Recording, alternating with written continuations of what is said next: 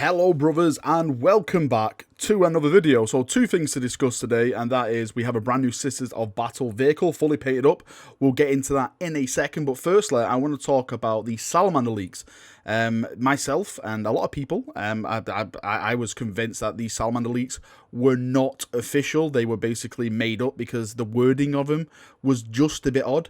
But I've had confirmation now that it was basically lost in translation. That is what the main problem was. So that's why it was worded a bit oddly, to say the least. Now, my source on this has given me confirmation. He said, yes, everything that you spoke about is right.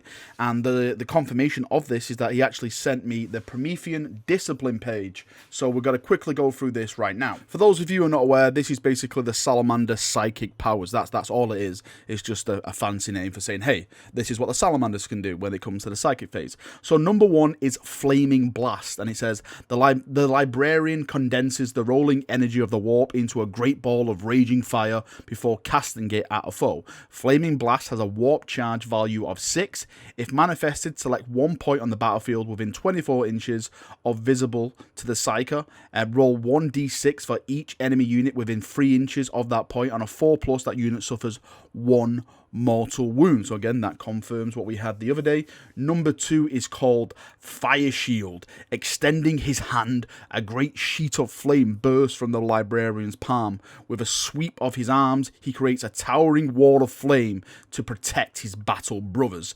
And this one is Fire Shield has a warp charge value of 6. If manifested, select one friendly Salamander unit within 18 inches of this Psyker until the start of your next psychic phase. When resolving an attack made with a ranged weapon against that unit, subtract 1 from the hit rolls. In addition, when a charge roll is made for a charge that unit is a target of, subtract 1 from the result. So basically it's -1 to hit and -1 to charge. Number 3 is called Burning Hands. The librarian gauntlets glow bright before bursting into flames. Each strike from these armored fists blast an unfortunate victim into ashes.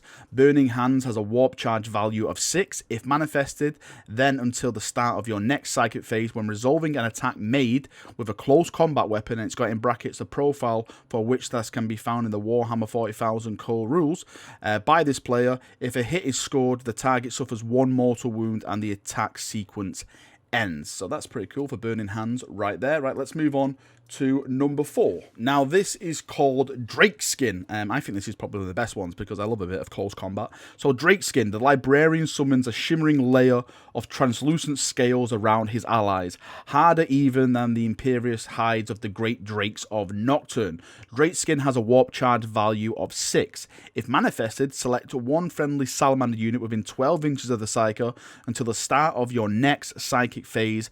Add 1 to the toughness characteristics of the models in that unit. So you basically make your boys very, very tough so they can take a beating, let's say, if you want to throw them into melee combat or you think someone's about to blow them off the board. There you go, you get that 1 extra toughness on your guys. Number 5 is called Fury of Nocturne. The librarian channels his powers into the ground around him to create a microcosm? Yeah, that's it. Microcosm of Nocturne around his foes.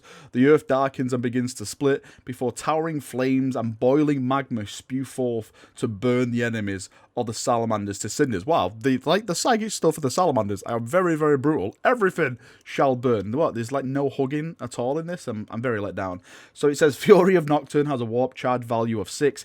If manifested, select one enemy unit within 18 inches of the sorry, let me start again. If manifested, select one enemy unit within 18 inches of and visible to the Psyker. Roll 2d6.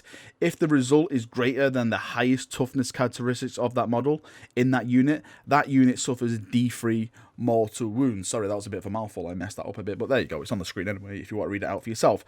Right, the last one is number 6, and this is called Draconic Aspect. Dracoris. It sounds like a bit Game of Thrones. So this one says, summoning the wrath of the undignified creatures of Nocturne, the librarian takes on the appearance of a great fire-breathing drake. Guy turns himself into a dragon. With burning eyes and flames streaming from his nostrils, the salamander sends his enemies fleeing in panic. Okay, so he just basically turns into a dragon. Rah! So it says, Draconic Aspect has a warp charge value of 6.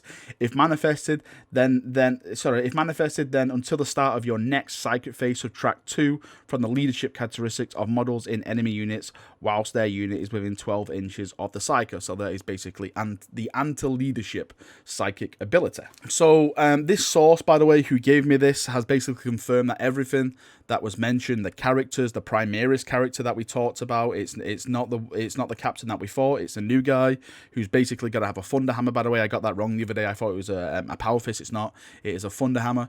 He's the one who's getting the Primaris treatment, and it's not the one that we all expected from the Salamanders. I'm wondering if they're going to do the same with the Imperial Fist. Is it not going to be Lysander? They're going to leave Lysander as he is and go for another option. Maybe they're going to like raise another captain up. I know Third Company are like GW's favourite company, so I'm wondering if they're going to do like a new Third Company captain or something when it comes to the Imperial Fist. But just all this information I've got now is that everything that we spoke about previously in the previous video, that is all 100% been confirmed. It's just a translation that was just off, but my source, who I trust, who gave me this image in the background you're seeing now, confirmed everything in that previous video was 100% right, and that is what's going to be happening with the Salamander supplement once we get it. Right, on to official news that has dropped from GW, and we have a brand new Battle Sister bulletin, and in this bulletin is of course sister stuff, and why wouldn't it be sister stuff? It's a bloody Sister of Battle bulletin, Valrak. But in this, we're actually seeing some of the brand new stuff for vehicles. It is a upgrade kit for the Rhino, and you can see it now in the background looking all fancy. It does look a lot better than the previous one. It has a lot of gadgets, let's say, that goes on top of it. It actually says here, given their functionality purpose of armoured carriers, Rhinos are seldom adorned beyond identifying paintwork and iconography. However, the Sisters of Battle lead lives of the utmost dedication and treat even their vehicles with great respect. So basically, they go full on pimpish with their vehicles, and you can just see it in the background. Now, if we move on to some of the little bits that are on top, it says here, like, it says amazing, isn't it? And this is what it confirms it as an upgrade kit. It says the heart of the Sorcerer's Rhino kit will be its upgraded frame with choke full of components to dedicate your vehicle to service of the Sisters of Battle, as well as arch viewing ports for the driver, double-sided doors with embossed details, and I can never pronounce this word, fleur-de-lis, towering lugs. There are loads of other integral details to it, and there's a nice little sword on the side. The first thing I thought when I saw this sword is that I want to get this sword, and I want to make a Black Templar dreadnought and stick the sword on the dreadnought like it was like the champion's sword or something like that. But here is another little shot with like the sisters sticking out and stuff. But there we go.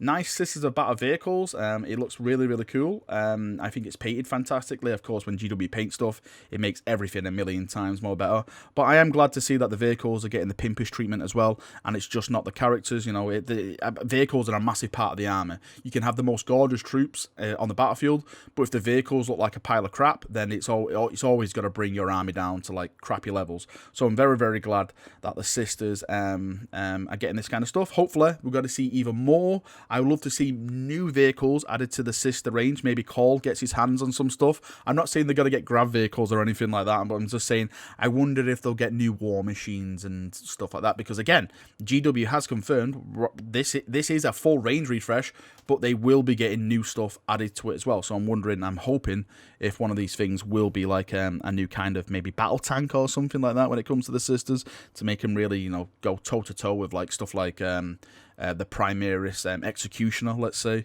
Yeah, so whatever happens, hopefully we'll get more vehicles when it comes to the Sisters of Battle. Alright, Chaperunios, that is me done for another video. Don't forget, we're still awaiting a big update for the Psychic Awakening that is supposed to be dropping today. I have no idea what it is. Fingers crossed it's going to be even more new special models for you Xenos players. I know people are throwing the word Phoenix Lord around and stuff like that, so maybe, you know, we'll get a little insight to that. I wouldn't be surprised if it's like maybe a short story. I personally would like some lore to this, because I have no idea what the hell is going on. It's just the Psychic Awakening. That's all we know. So hopefully we can get a little peek inside to the lore side of it, and like, you know, why is the Imperium doing this? Why is the Eldar doing this? What the hell is going on with this whole awakening, and what is bloody got to be happening? Are we going to be like tag teaming with the Eldar to destroy certain factions? You know, there's so many questions at the moment, and no one's got any answers. So I'm very interested to see where they go with that. And as soon as they put that out tonight,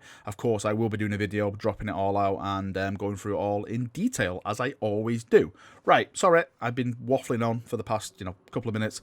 Right, thank you for coming, thank you for watching. Let me know your thoughts and feedback on the confirmation of the leaks for the Salamanders, and also let me know your feedback on this new Sister of Battle, jazzy, spiced up Rhino chassis bits and stuff. Yeah, that's probably the best thing to end it on. Right, see you in a bit, have a great night, and bye-bye.